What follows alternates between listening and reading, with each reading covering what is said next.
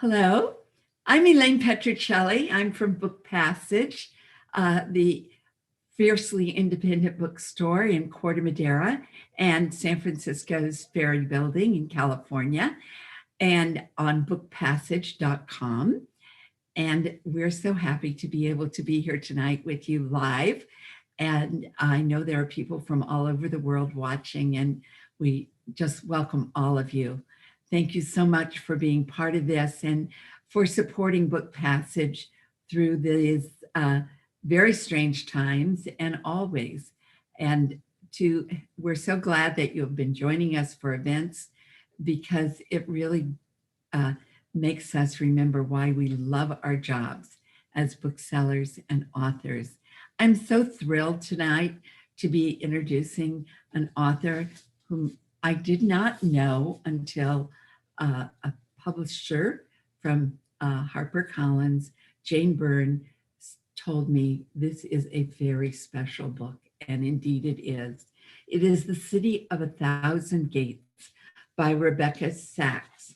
And I am showing you that this book is signed. And the reason I'm showing this to you is that I think this book is going to be valuable. I think it could win awards. So if you're a collector, you will especially appreciate that Rebecca came in herself and signed for us and our Corte Madera store, even though she lives in Los Angeles. And we're so appreciative of that. This is a book that is powerful, but probing.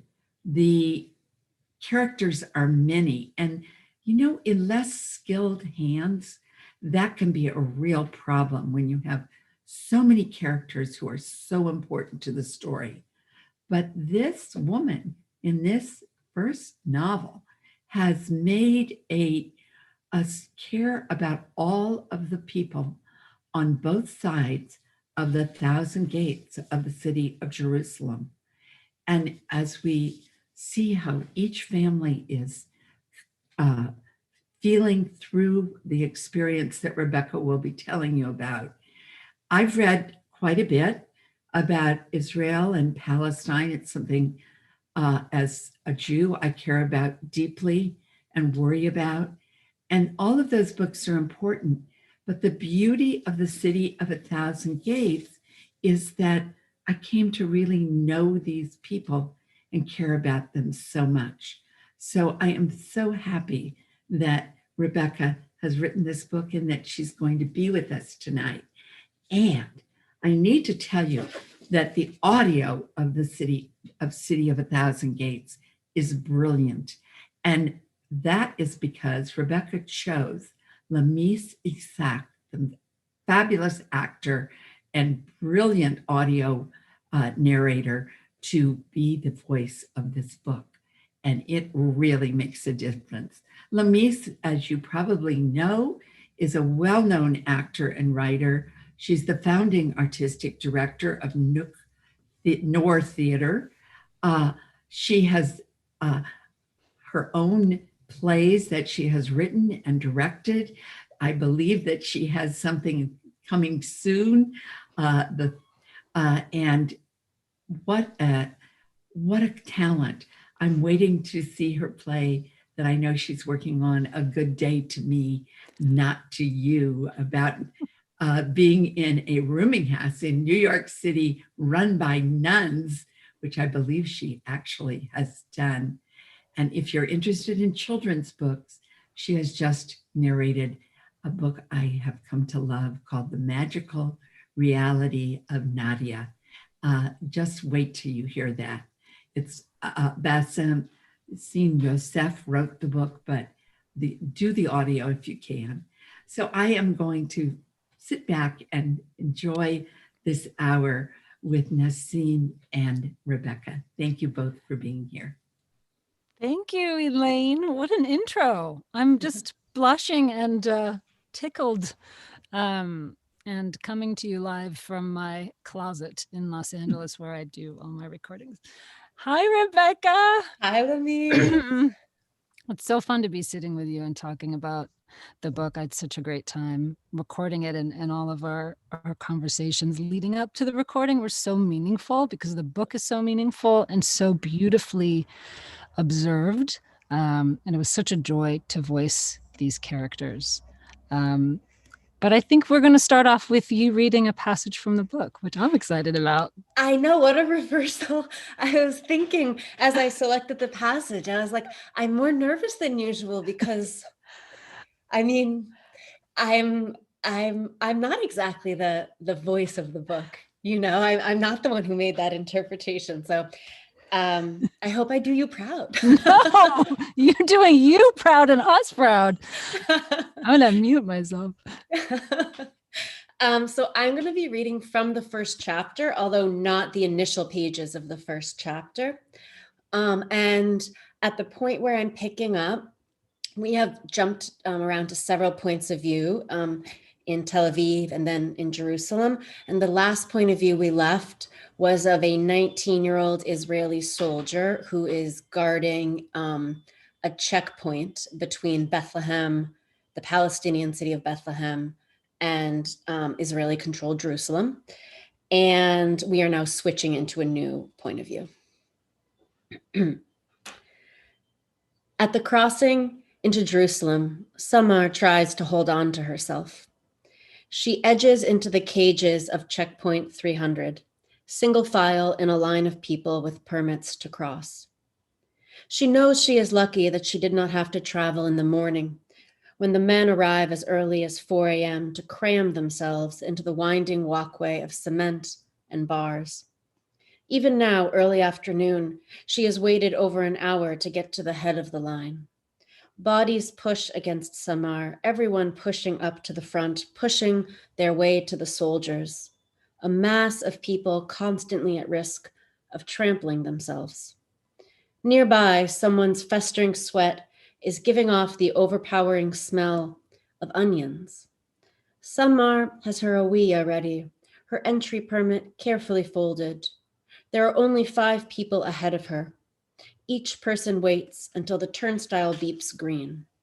Then you must walk awkwardly, sidestep through the turnstile. Never mind if you have a stroller, crutches, a wheelchair.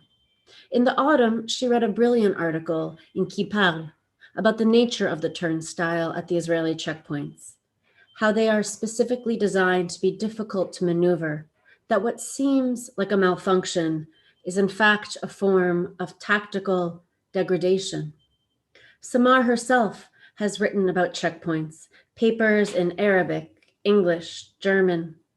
As an academic, she has read the checkpoint through a variety of theoretical lenses that, if they don't make the experience mean something, at least communicate the senselessness of her life within the Israeli system. But at the checkpoint itself, it doesn't matter, does it? It doesn't matter that she has a brilliant mind, that she is on her way to pick up a visa that will allow her to attend an academic conference in Chicago and present a paper there. It doesn't matter that her articles on the violence of bureaucracy, memorial, and nation states are widely cited. It doesn't matter from inside the moment what she will do later to narrativize the moment. What matters is that she breathes, that she does not panic in the cage of the checkpoint, that she does not turn around and yell at the person behind her, "Get your hands off me." Samar stands tiptoe to see over a large woman carrying her groceries, 2 teenage girls with books, high school students maybe, and a middle-aged man her own age. At the X-ray machine, an elderly man is having trouble with his belt. One of the soldiers keeps asking him the same pointless question. "What?" he asks, one hand on his weapon. "What? What?" When Samar found that her paper had been accepted by the conference in Chicago, she felt not gratification, but a panic that was made only worse by the organizers' enthusiastic phone calls ensuring that all her expenses would be covered. A nightmare of logistics ensued. an entry permit into Jerusalem to secure an entry visa from the Americans, a transit visa from the Jordanians. Too much approval, too many forms. Not for you, she coaxed herself, but for the work, trying to imagine it as a separate entity. In measures of minutes and sentences, Summer has tried to build a life for her mind. She tends to the work. They sustain one another like a garden, or maybe like a child. Summer watches a gray dove fly into the barred window of the long, narrow, caged corridor where she and dozens of others are wedged like livestock to be slaughtered. The bird flies in one window and out another. She closes her eyes and tries to breathe. I think you have really underestimated yourself as a narrator, because that was beautifully read. Beautifully read. Thank you. Just beautifully written. And I just think the way you sort of capture the, as it's written, the sort of tactical, intentional oppression of the checkpoint in the way you look at the turnstiles is so interesting to me. And it's so vivid. It's just so easy to go right there and be inside of Samar. There's this, sorry again for my voice. It's a good thing I'm not recording today. Trouble. There's this beautiful line within that passage about Samar and all of these sort of things that she's got to go through in order to support her intelligence, that this idea that you've written here, this beautiful line, building a life for her mind, and what that's taken. And I remember being extremely struck by this character, very moved by her. I easily could identify with her in many, many ways. Her age, what her sort of predicament, romantic predicaments, and her need to kind of figure out where she belongs and what she needs to choose. Mm-hmm. And that choosing to be in Palestine means a life of dealing with the logistics of building a life for her mind and what that means. And I think that is just, Rebecca, it really is so special. And it's such a beautiful passage. So what I want to ask you is, and this, I think this could relate to other characters in the book as well. This could be a generalized question, but we can start with Samad, because I just found her so moving to embody and read. How did she come to you? And what is your process in terms of how you create character, especially given the amount of characters in the book and their widely varied perspectives and experiences? And also there are stretches where we're really with characters from beginning to end, and other times they come in and they just they breathe into us for a moment or a page, and they leave us with something essential and they leave. So that's millions of questions inside one question, but I think we can start with this idea of how Samar came to you and how character is built. You're muted. Amateur mistake. I love that characterization, though, of a character breathing into the reader. It felt like that a little for me, writing them at times. Yes, like a lot of the characters in the novel, Samar came to me first as a scenario that to me had a lot of narrative potential. And I had a scenario that was in fact real, was someone's lived experience. Many of the characters sort of came to me that way, and I essentially hearing about perhaps like an anecdote or just an encounter was a kind of agitation for me that, much like, the agitation of the oyster, sort of became, I guess, the pearl, if we're going to follow this metaphor through. And this is true of many of the characters. But yes, with Samar, a friend, the aunt of a friend needed to cross into, the situation was considerably more complicated. But she lives in Bethlehem, this woman, and she needed to cross into Tel Aviv. She needed to cross into Jerusalem, and from Jerusalem travel to Tel Aviv in order to get some paperwork for international travel related to her career. But there was actually the complications were even more maddening. She was issued the travel permit on Jerusalem Day, which is a day in which the 1967 war is celebrated. Israelis who celebrate this day celebrate what they would call the liberation of Jerusalem, the siege of the city, and sort of, I guess, in a way, marking the beginning of what a lot of people refer to when they talk about the occupation. Although even that term is so contested in terms of what makes one land grab legitimate and another not. But so she went in. She was going inside. This is how I've heard Palestinians describe going into Israeli-controlled territory. She was going inside on a day where, on a day of such intense nationalism and such a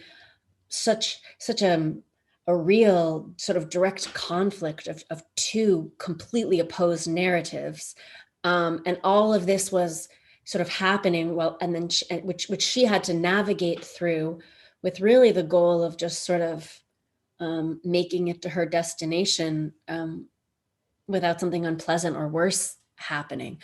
And hearing about this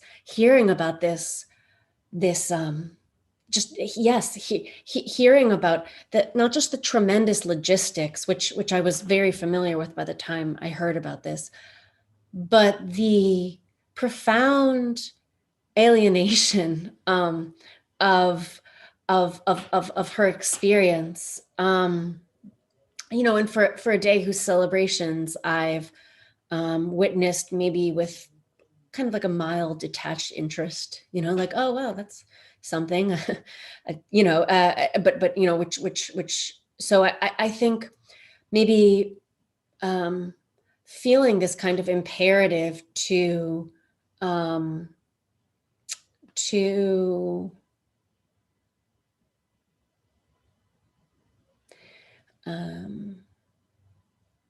I guess give that story a lot of space, and much of the story that appears in the book and the one that was relayed to me are very, very, very different, really. But that the source of that's the sense of the core I think is the same.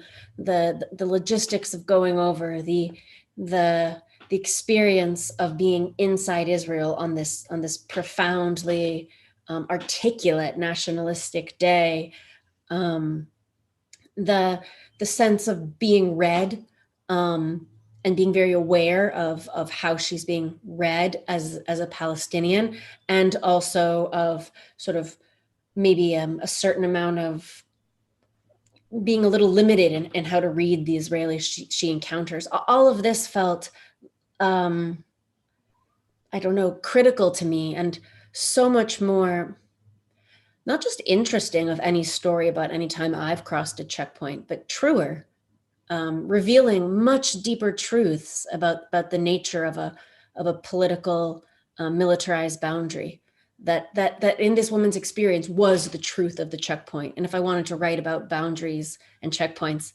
my own experiences of crossing them were essentially irrelevant. But that this was conveying the reality. Other little agitations, they really varied. I worked in Israel. Should I tell another one, or am I going on too long? Of these, because these are no, because these are the kinds of things that really interest me in terms of when you get into a writer's head. And I'm not a novelist; I script write, so it's a very different sort of observation. Because you're so internalizing, you're externalizing the internal through words, and we get to go into these people through how you've developed the language around them.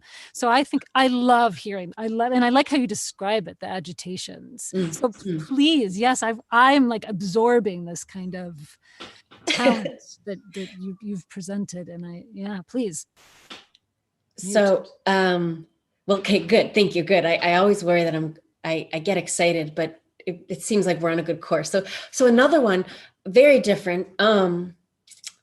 I was working at the Israel Museum. I was doing research. I sort of, let's see, con is a strong verb, but I landed a research position that I was amazingly unqualified, like staggeringly unqualified for. I remember researching Persian era coinage of the southern Levant. That's very specific. Incredibly specific. Wow. Oh, I was terrified. If anyone asked me anything, I just said, yes, that's typical for the era, and just hoped that it sounded credible. But I did get to work with actually people who are just so engrossed in the past and listening to the past. And I loved working there. And I don't believe I was ever found out. but one of my office mates was an Israeli man, perhaps a Jewish Israeli man, maybe, let's see, I was in my late 20s then. He was maybe 10 years, not even 10 years older than me, in his mid 30s. And he was an expert in some kind of Roman era coinage. So he really was. I mean, this is what he wrote his thesis on. So that's sort of how I knew him. This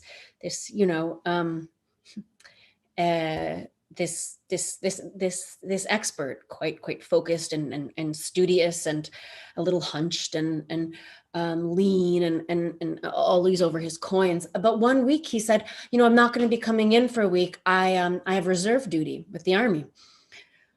Well, I'll be in, and I knew from Army-aged Israelis that it's often a obligation they cannot wait to be rid of.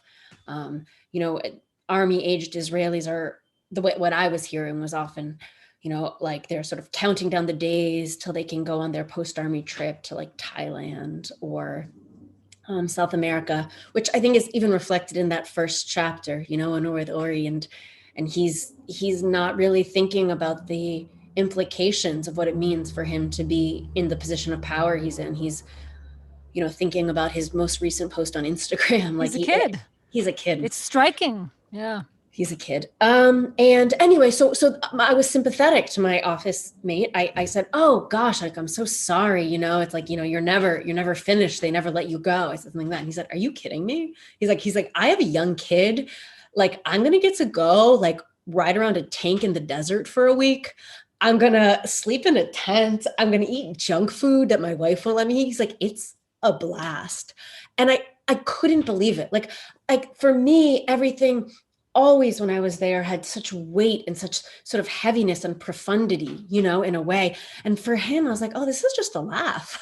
Like, this is a break from reality, essentially. And this really, that was a good, I would say, 5 years before I actually wrote the chapter Reserve Duty with Ido, who's going to reserve duty and in a similar position, a young father, kind of eager to feel like a kid again, where someone's telling him what to do. He doesn't have to make a single decision. He has to just show up and, march in the direction they tell him to. And that it just, again, that kind of agitation that, someone's sort of everyday, almost sort of mundane experiences of being a young father and feeling a certain amount of uncertainty about new responsibilities and the way a marriage is changing and which I know from my experience being a young father, but that this would be sort of shaped by the patterns of living in a place where war and large scale militarization was just sort of patterning people's lives, not even really interrupting it, just was the pattern. And I think this will, yeah, again, this was a sort of agitation, and also in part maybe began to form maybe a larger scale of inquiry. Like how does it, what are the spiritual and psychological, maybe not psychological, I don't know if I'm equipped to assess those, but what are the sort of the interior spiritual effects um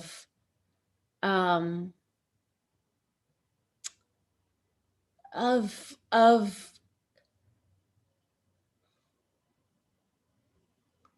being an oppressor, you know what, and how does this sort of change you, and which is something I could ask myself too, you know, from multiple positions that I hold, from being, you know, a white woman in America to a Jewish woman in Israel. So, and I think that too was a kind of something more than an agitation, became what was sort of like a larger field of inquiry. What are the consequences of making a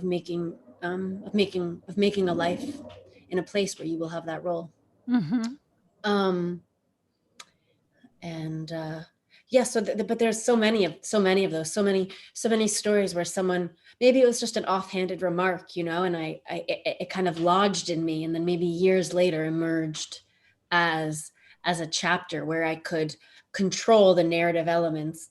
This is why I think I love fiction. If there's something you're interested in investigating, you can control the narrative elements so that one agitation can be sort of magnified. You can make it bigger and bigger and really look at it. Whereas in an anecdote, it might just be a sort of passing, it might just sort of be passing through the story. Yeah. Well, I think it's remarkable because just the way you described that encounter with that man, even the way you described the way he sort of like hunched over his coins and the way he sort of lumbered around and whatever, like I could already just see him. You just have such a facility with being able to take us there, even in something as brief as a description of this person. And what is really amazing is the minute you told me that story, I went right back to that chapter.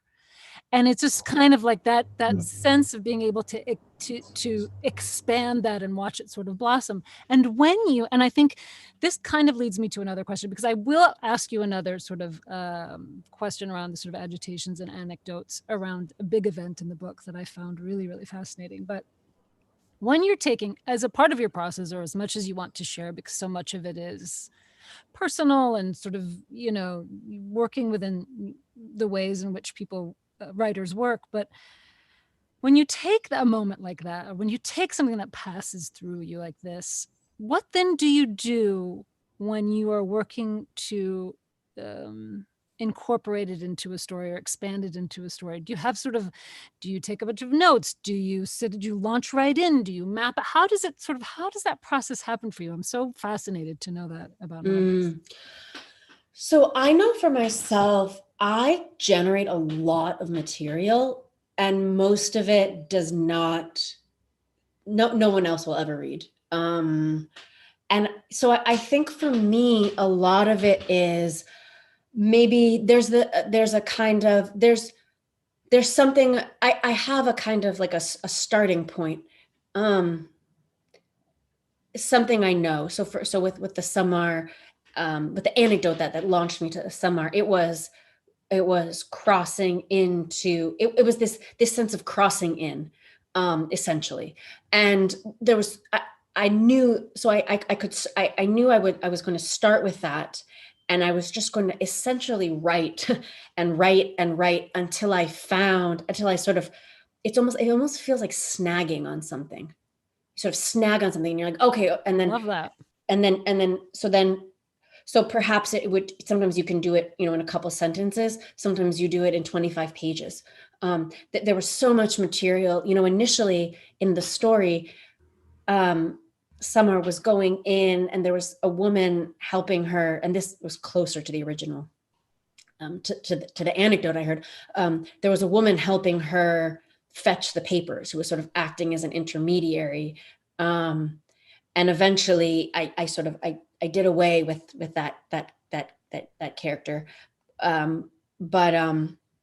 But so that there was a lot of different sort of like scenarios, and perhaps what snags is like an internal thought. And then you kind of realize, oh, everything else now is a kind of scaffolding that I can get rid of. And all those 25 pages was for the sake of this one sentence, which is going to lead me to the next sentence. So it's, for me, it's very much like that. And it, you know, it reminds me a bit, I've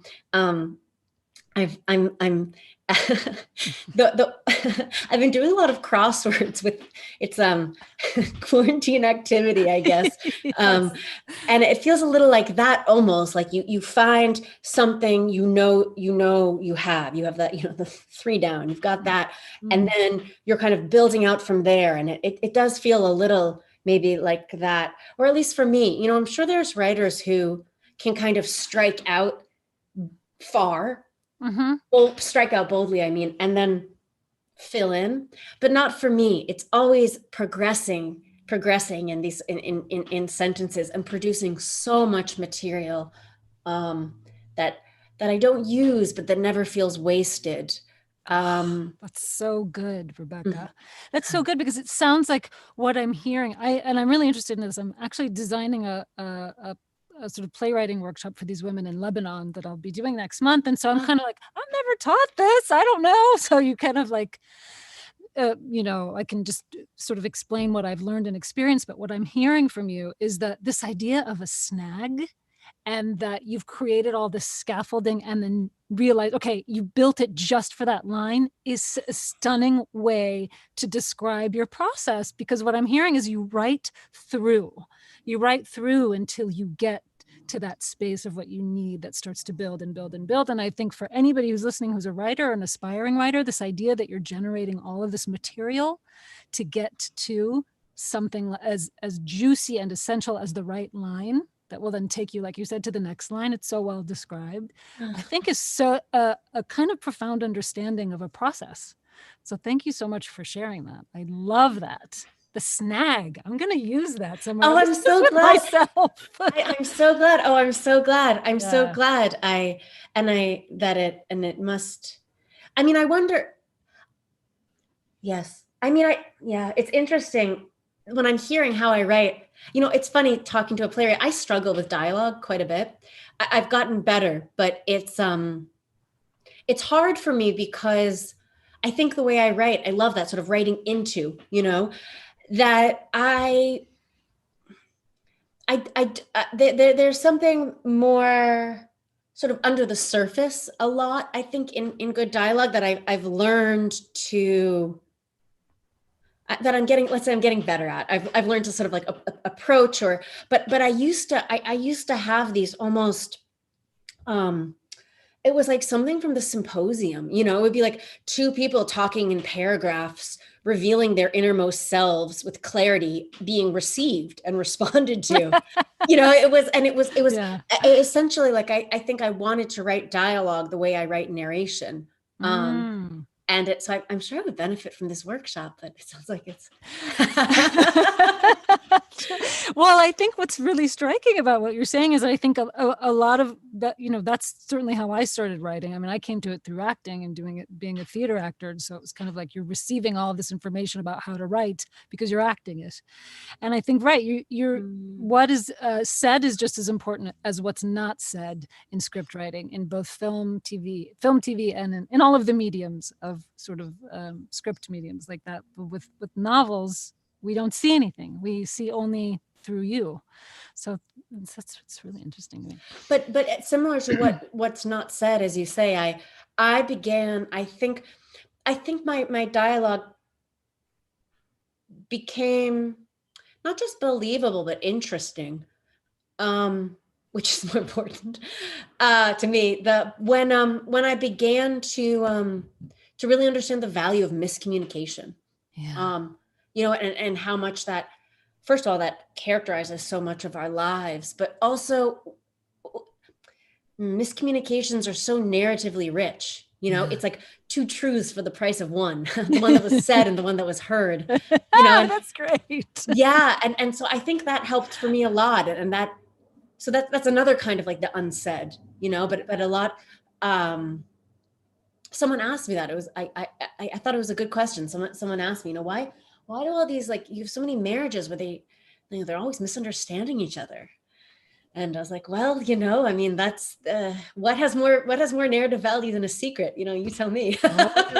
Totally. How we hear something versus how it's intended versus what's beneath what's intended and all this stuff. I think that's beautifully.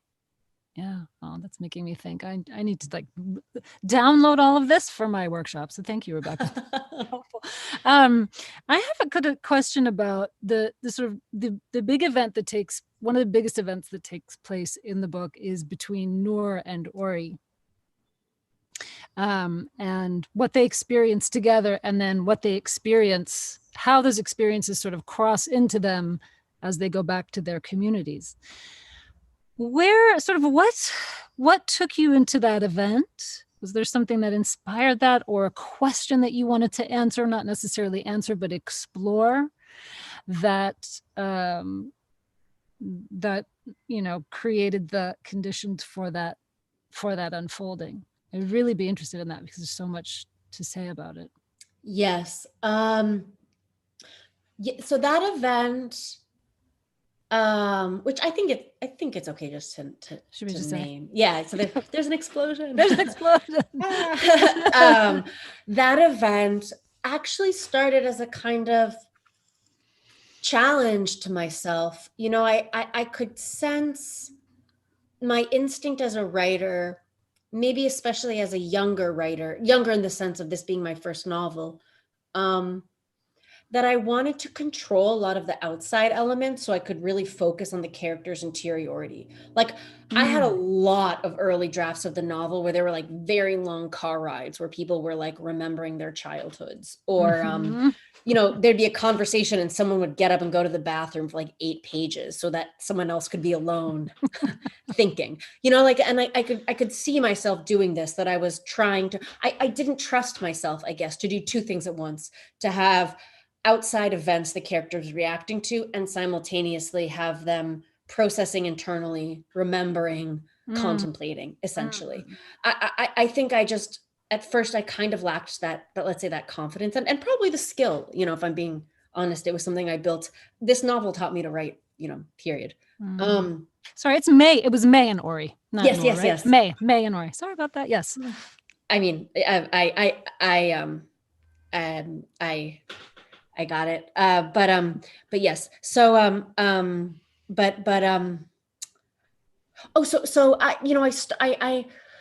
was thinking about plot and I wanted to push myself to have the characters react more. Early on, I asked a teacher of mine, Vu Tran, who's at the University of Chicago, where I was allegedly at divinity school, but I kept dropping translation classes to take fiction writing classes with Vu and his undergrads. And eventually after a few semesters, I'd realized I had not accrued any credits for this degree I was allegedly doing, because I'd only done fiction. So I indeed had to, I'm a divinity school dropout. That's another conversation we are going to need. I would love that. But I asked him early on, I was like, what even is plot? And he gave me an answer that has been so instructive to me. He said, plot is an event that forces a character to make a decision that will reveal something about that character. Right. Exactly. And it was almost it was so long ago now, really. And I return to it all the time. And I think that I felt that I just wasn't, I needed more for the characters to react to. It couldn't just be me directing their thoughts based on what I thought was sort of important. I wanted the environment to come and force reactions out of them. And also there was something a little fraudulent about, being in an environment where there is so much, so many different kinds of violence. And I think too, I had an instinct to protect my characters a little. I didn't want them to be in danger or to suffer, to be scared even, or to appear badly, or to, be mean. Like I coddled them a little, and that was something I had to sort of train myself out of, that being good to a character isn't the same as being soft with them. But and so I really just said, I said, okay, you know what, Rebecca, today there's going to be an explosion. So buckle up, you know? And it was really like that. It was kind of, it didn't emerge like organically, I would say. It wasn't the kind of thing that where so much of the book did kind of emerge as if a city were emerging from underwater, you know, is kind of how it felt. This wasn't like that at all. It was really me as the writer saying, okay, I'm going to give these characters something to react to. And now that I know them so well, and I'm going to see what it reveals in them. And I had no idea what it would. And that was scary too. It's hard to create a situation where you know so little about what's going to happen. Yeah, that's exciting too. And did you sort of making the decision where sort of May helps Ori and the sort of implications of those decisions? What sort of brought you to that, to have these two characters come to these two characters that from very different worlds with deep sort of division and deep pain around the other, one being in a more privileged position, a more sort of oppressor position, but still a young kid sort of living within the context of that life, and one living in territories and having to deal with not having power. How did you come to sort of this, I guess, where were the snags when you realized that they were going to come together this way, and why? And I think there's sort of another, and what were you hoping, or what did you intuit about the kind of response you might be looking for or want or hope for that felt sort of inevitable there, if any of that makes sense? Yes. So, yes, I had initially thought when I was writing it that Ori would perish in the explosion. That's what I had thought. And I think that as I was writing it, I found that I wanted discomfort. Discomfort for both of the characters about what would happen. And also maybe, I think, creating a scenario that would sort of kind of agitate a lot of the popular narratives that emerge about Palestine and Israel and from Palestine and Israel. And I think as I was writing it, it did feel a little electric because I hadn't gone in wanting to sort of create a scenario that would highlight all kinds of elements of distrust and despair, and also like the sort of maybe Western fantasies like projected onto conflict zones generally, and the West Bank specifically, and that it would sort of allow me to, in a way, I guess,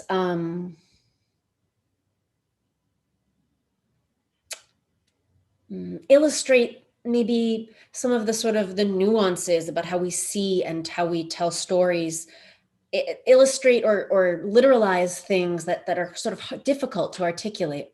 I hadn't gone looking for that. I had just wanted to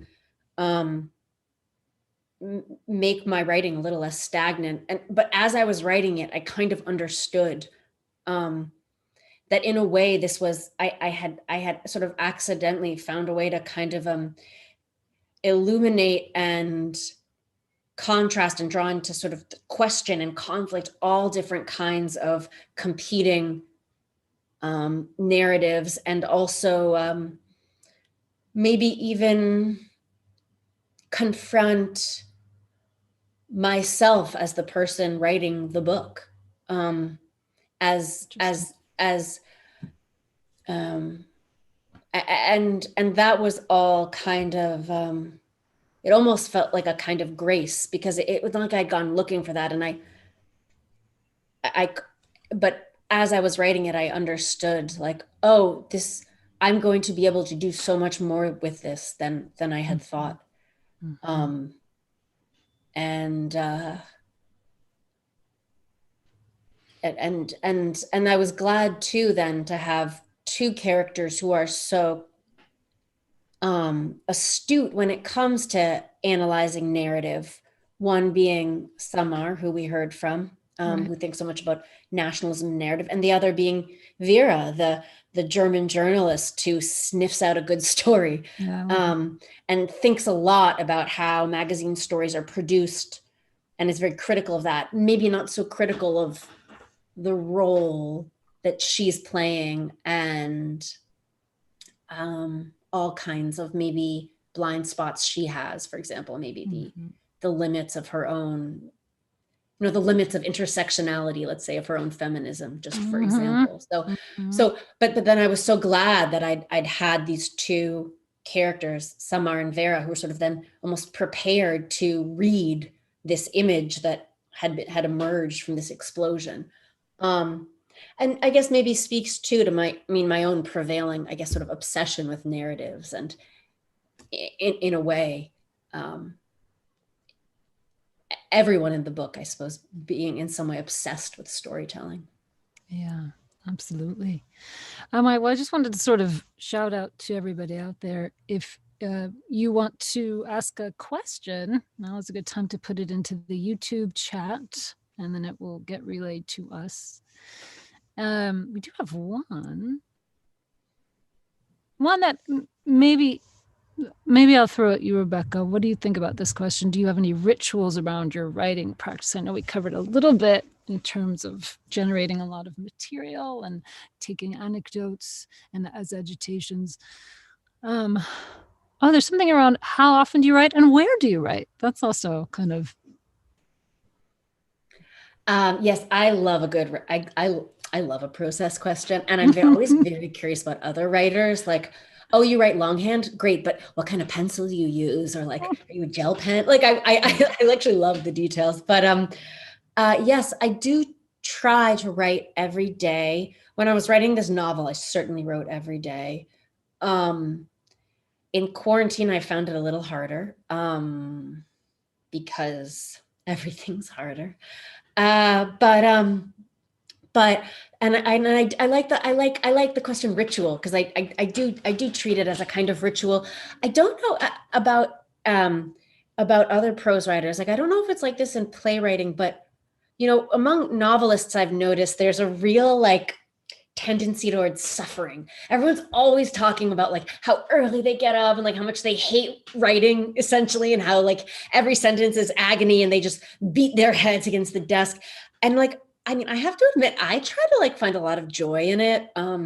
So I have a writing desk. That's one thing I have, is covered in strange little objects, little chunks of rose quartz, or dried flowers, or this beautiful bit of calligraphy from a Mahmoud Darwish poet. Oh, beautiful. Oh. And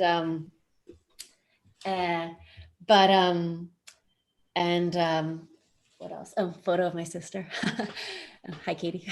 But so I like it to feel sort of like a little magical. I do. I want it to feel sort of joyful and pleasurable and a little magical, because I do want to entice myself to sit at my desk every day and to write. I especially like writing in the early morning, when the world is kind of softer. Maybe I'm a little softer. I'm a little more porous. That editorial voice is still sleeping, I think my rituals involve elements of sort of like play and whimsy and a lot of coaxing, but all in the name actually of discipline and rigor, but sort of coaxing myself into it. Yes.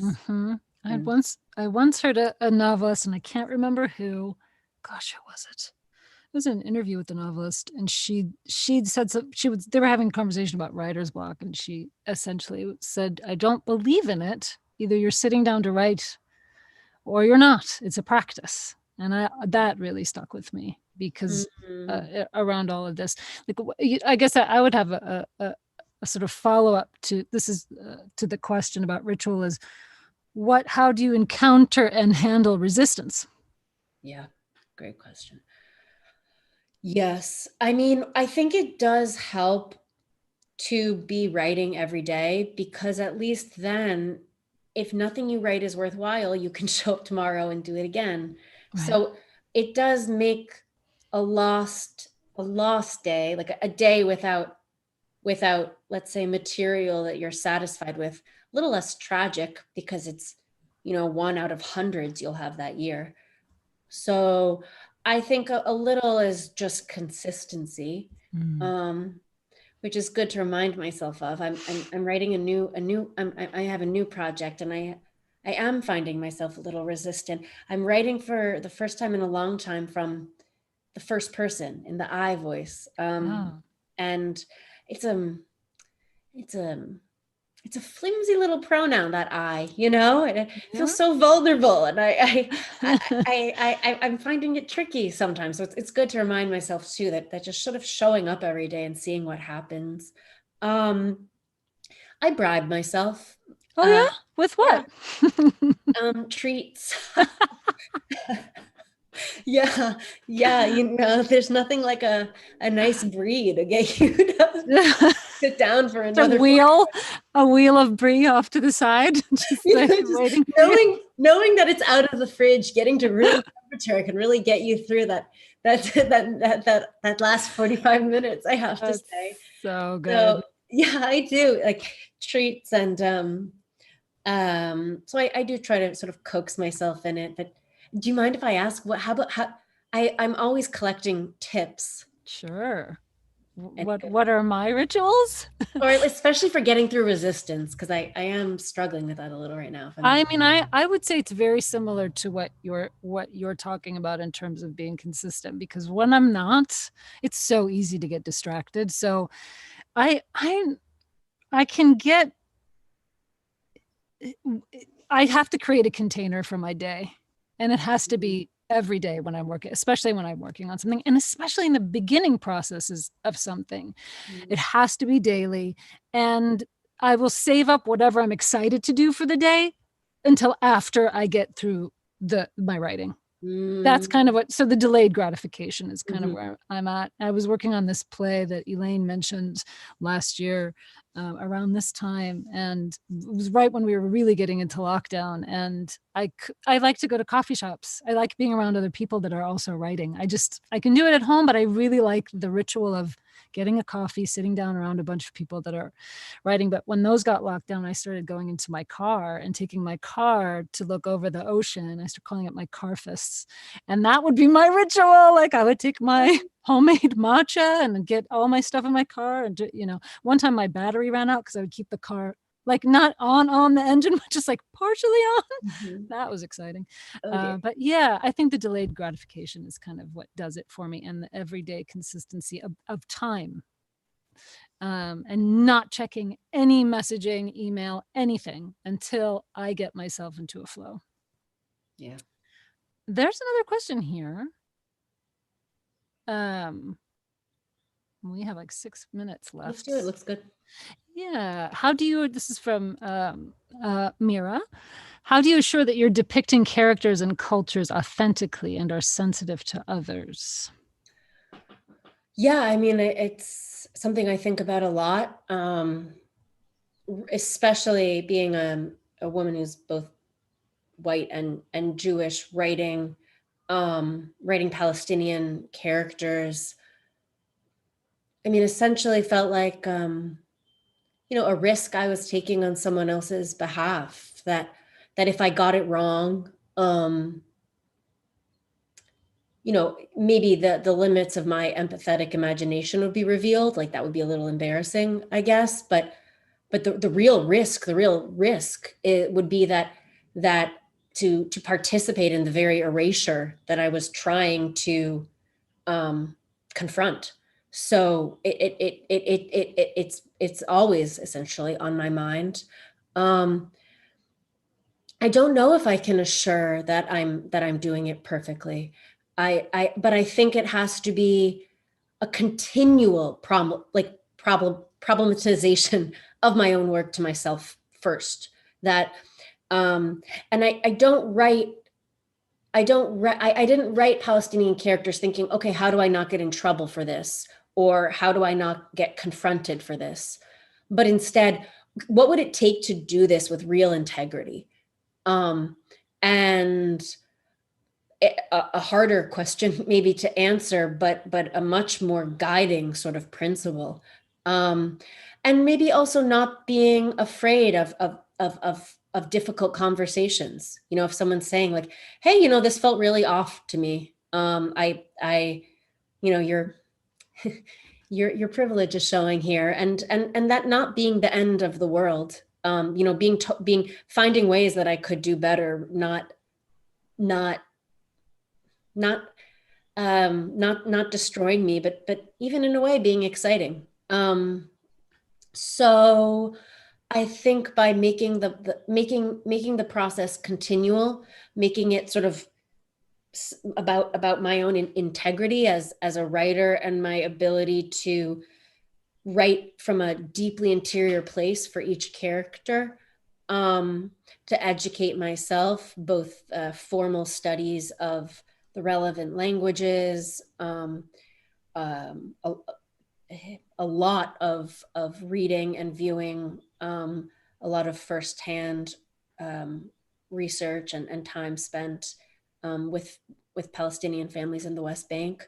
So, and also, you know, hiring what I've heard called sensitivity readers, although I don't, that phrase feels a little off to me somehow, but I haven't exactly figured out why. But essentially, you know, people who could tell me what sounded off to them and we could have a discussion about it. You know, Palestinian readers. So. That's fantastic. I have about 20,000 questions for you just around sensitivity readers, but I see Elaine popping up. I wish we could spend hours together. This is so amazing. I had no idea how the two of you would. I knew about the audio. I had heard it. Lamise, I knew you understood the book, but to see the two of you working together was just so fabulous. And I hope everyone who will buy the book, The City of a Thousand Gates, don't forget this. We have signed copies. So while we have them, these are definitely treasures. And I'd like to suggest Libro FM as our audiobook supplier. If you go to bookpassage.com, you can click on our audio button and you will get to Libro FM. And if you haven't signed up for them, you can do it now. They have all the same audios as that other guy. And they support independent bookstores, and they also don't invade your privacy. They do not care when you stop the book or how many times you read the sexy parts. So I highly recommend Libro FM, but I think that when you read the book, you are going to want to have the audio too. It's just absolutely wonderful. And I hope that many of you on today will sign up for our news and also come over on Sunday, the 21st. Our wonderful colleague, Paula Farmer, organizes panels on things that are social relevance. And this Sunday at 4 o'clock, she will be hosting a panel of 4 women talking about race in America and women. And after what happened in the last 2 days, I feel that this is something not to be missed. Mm-hmm. I want to thank all of you for supporting this book and bookpassage.com. We've been bringing authors and readers together since 1976, and we feel so privileged that all of you support us so that we can continue. And thanks to Mitchell and Zach, but especially to Rachel and Lamise for just the most amazing afternoon. And Thank you so much, Elaine. It's been such a pleasure. Lamise, the hour flew. Thank you so much. Thank you, Rebecca. Thank you, Elaine. Thanks for having me. What a blast. And we will be archiving this. It will be on YouTube. So if any of your friends miss this fabulous time, tell them to go on the Book Passage YouTube channel. They'll find it. And I just want to see it again myself. So thank you all. Good night.